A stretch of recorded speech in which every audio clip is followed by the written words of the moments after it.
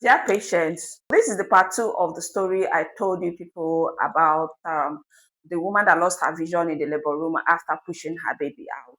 The reason why I did not complete that story was because while I was making the video, for those of you that have been following me, you know that I usually make my content in the hospital or in the clinic. While I was making that video, a patient walked in, and there is no way I will be doing a video while there is a patient waiting. So that was why I paused.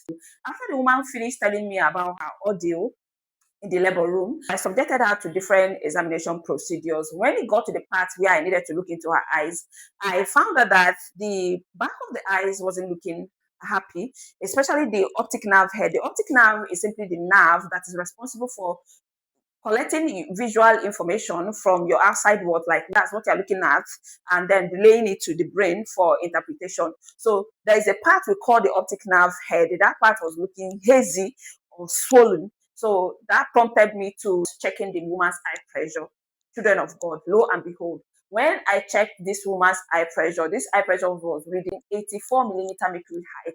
Now, you know how blood pressure used to kill somebody, whether the blood pressure is high or low. You know how you can make somebody to just die, and they say it's relatable. That's the same way high eye pressure or low eye pressure used to also kill or damage the optic nerve. When I saw this was suicidal. What I did was that we started with an eye drop to crash the eye pressure. This woman even had to even sit in the hospital for an extra 5 hours with her relative that she came with.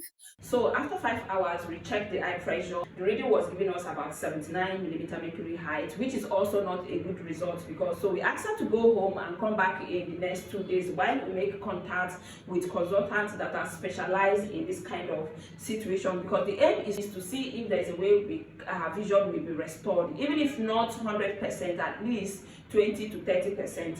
So they left, and we made calls. When they came back 2 days later, we rechecked the eye pressure, and it was about 64. Now, the consultants we spoke with about 2 consultants concerning her situation, and they told us that the only way out is for her to go for an emergency surgery. This surgery simply entails opening up the channel through which the fluid in the eyes that controls the eye pressure flows out. So apparently hers is blocked. She and her family are still yet to approve the surgery. Now, this is the major reason for this video. So the cause of her condition is known as preeclampsia.